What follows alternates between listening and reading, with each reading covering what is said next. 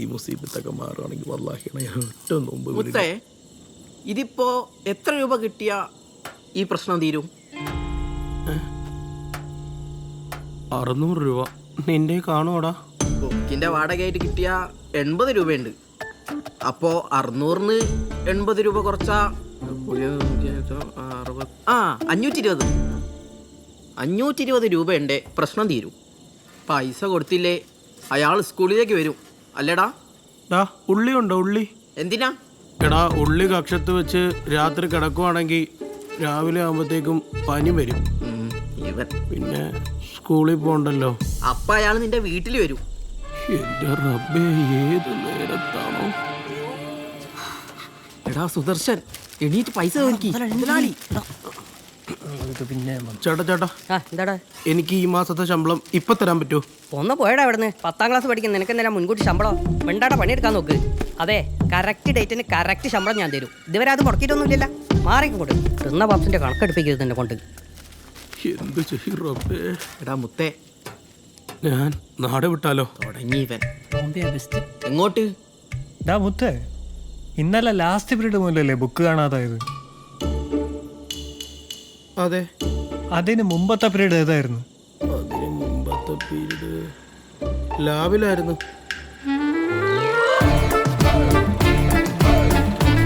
ആളെ പിടികിട്ടിയ?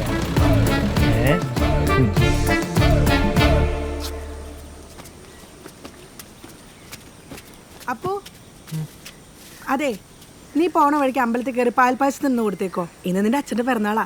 ഞാൻ പിന്നെ പോയി വാങ്ങിച്ചോളാം. ചെല്ലേ.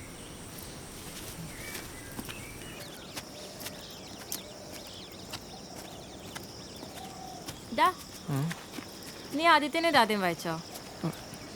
ഇല്ല ചേച്ചി, ആ സിലബസ് ഒക്കെ കഴിഞ്ഞു. എടാ, ഇതൊന്നും വായിക്കുന്നോണ്ട് വലിയ പ്രശ്നമൊന്നുമില്ല. പക്ഷെ ഇത് വീട്ടിൽ കൊണ്ടുവരുന്നത് കുറച്ച് റിസ്ക്കാ. പിന്നെ ഇതിൽ പറയുന്ന മുഴുവനൊന്നും സത്യമല്ല കേട്ടോ.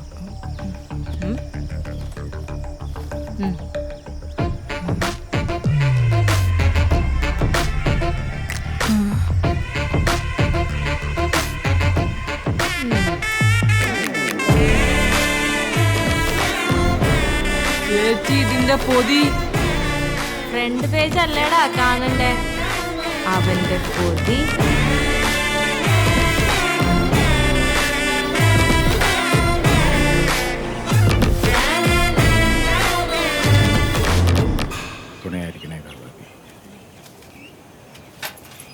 മാഷേ, ഇതാ ബുക്ക്. കൃത്യസമയത്ത് തന്നെ തിരിച്ചു തന്നിട്ടുണ്ടേ. ഇനി എന്നെ കുറ്റം പറയരുത്. ശരി.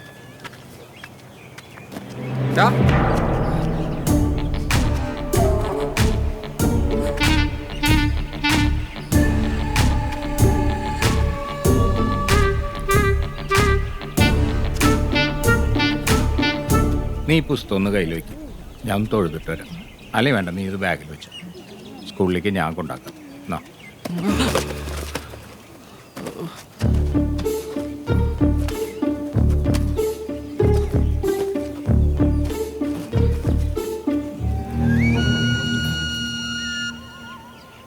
നിന്റെ വെപ്രാളം കണ്ടാ നിന്റെ കയ്യിലായി ഈ പീസ് അല്ല അശ്ലീല പുസ്തകം ഒന്നും തോന്നില്ലോടാ.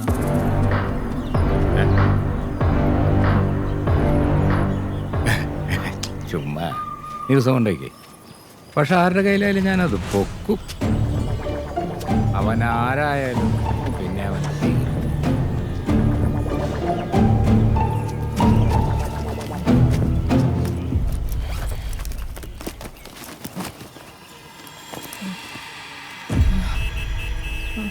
എടി, ഈ ലക്ഷ്മി മാഷ് പറയുന്ന ഈ അശ്ലീല പുസ്തകം എവിടെയെങ്കിലും കിടക്കുന്ന നീ കണ്ടിട്ടുണ്ടാ? കടകളകത്തും കിടക്കുന്ന ചെറുതായിട്ട് കണ്ടിട്ടുണ്ട്.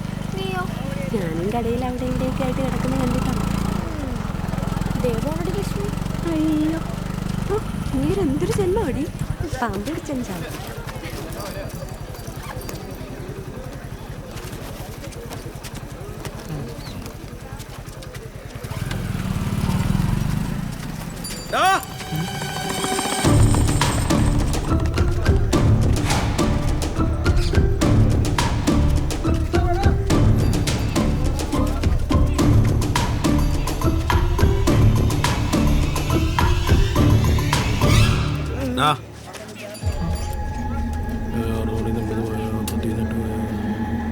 ഒരു 520 രൂപ കാണും. നിന്റെ അച്ഛൻ ഗൾഫിലല്ലേ? ഇല്ല മുത്തേ, എൻ്റെ കയ്യിൽ 2 രൂപയുള്ളൂ. പോകാം. ഈ സ്കൂളിലുള്ള എല്ലാവരും ദരിദ്രവാസികളാ. എടാ ആകെ പ്രശ്ന. അവന്മാർക്കാണെങ്കിൽ ഞാനാ എടുത്തതിന് സംശയമുണ്ട്. മുത്താണെങ്കിൽ കയ്യിൽ നിന്ന് പോയ പോലെയാ. എത്രയും പെട്ടെന്ന് സാധനം തിരിച്ചെടുക്കണം. എനിക്കിനി വായിക്കൊന്നും വേണ്ട. എടാ വേറൊരു പ്രശ്നം ഉണ്ടോ? ഇനി എന്താടാ? അത് രാവിലെ കിട്ടിയതാ. എന്നിട്ട് ചുമ്മാ ദിവസം കൊണ്ടേക്കേ. പക്ഷെ ആരുടെ കയ്യിലായാലും ഞാനത് പൊക്കും. അവൻ ആരായാലും പിന്നെ അവൻ തീർന്നു.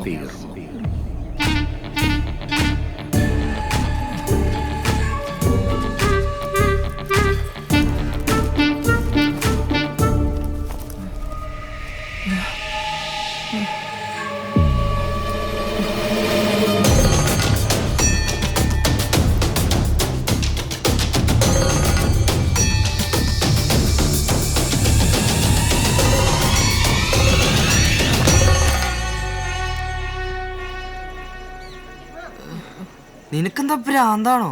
അമ്പലത്തിലെ ഭണ്ഡാരത്തിലെ പീസ് ബുക്ക് അതങ്ങനെ പുറത്തെടുത്താലേ നാട് മുഴുവൻ പ്രശ്നമാവും. നീ ഗുരു സിനിമ കണ്ടിട്ടില്ലേ? അത് വിട്. നീ ആരോടാ കളിക്കുന്നേ? ഭഗവതിനോടാ. നീ 10ാം ക്ലാസ് ജയിക്കണ്ട. നിന്നെ തല പൊട്ടിത്തെറിക്കും. നീ ഒന്നും പറയണ്ട. പൊടുത്തിട്ടോടാ. പോ, നീ പോ, ഇപ്പൊ തന്നെ പോ. ബാഗൊക്കെ ഞാൻ പഠിച്ചോളാം.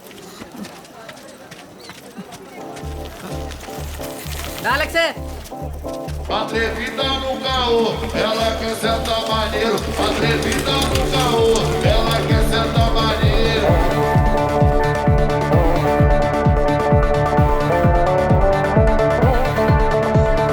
Pode estar para dentro, pode, até dentro do banheiro. Pode estar para dentro, pode, até dentro do banheiro.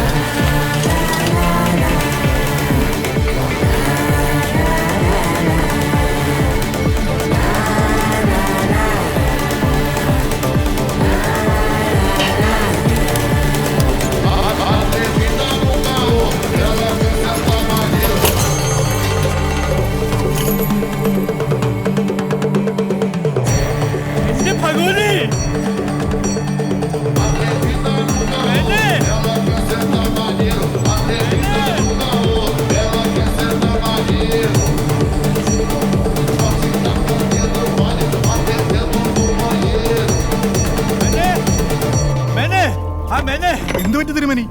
ഇത് കണ്ടോ, ഏതോ ഒരു വർഷണ ക്ഷേത്രം ഉണ്ടാക്കി കൊണ്ടിരുന്നതാ. ക്ഷേത്രം അശുദ്ധാക്കിയില്ലേ? ഇതിനെതിരെ പ്രതികരിക്കണം. ഇതെങ്ങനെ വെറുതെ വിട്ടാ പറ്റില്ല. തിരുമേനി, നമ്മളായിട്ട് നാട്ടിൽ വെറുതെ ഒരു പ്രശ്നം ഉണ്ടാക്കണ്ട. ഞാൻ ഇങ്ങനെ സാധനം കണ്ടിട്ടില്ല. ഞാൻ പോണ വഴിക്ക് വല്ല കാട്ടിലോ തോട്ടിലോ എവിടെയാണെന്ന് അത് കളന്നോളാം. തിരുമേനിയും കണ്ടിട്ടില്ല. അത് നല്ലത്. അല്ല, നാടടച്ചോളൂ തിരുമേനി. ഭഗവാനെ, സംസ്ഥാപരാധം പൊറുക്കണേ.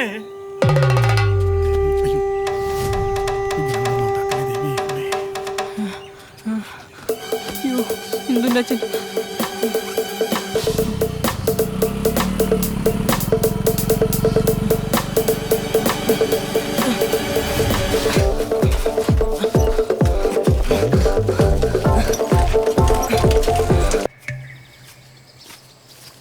പാവമുത്ത് അല്ലേ?